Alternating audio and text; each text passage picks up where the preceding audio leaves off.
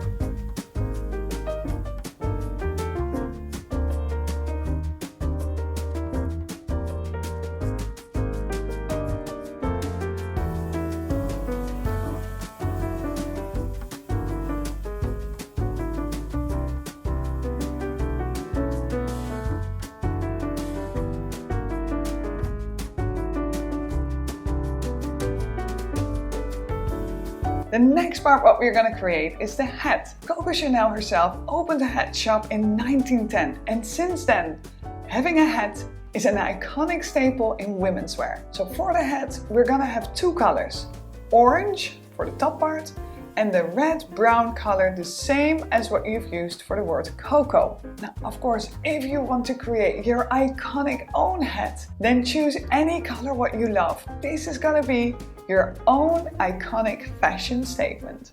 So we're gonna start with the orange hat. And for this, we're mixing yellow and red together with a hint of white.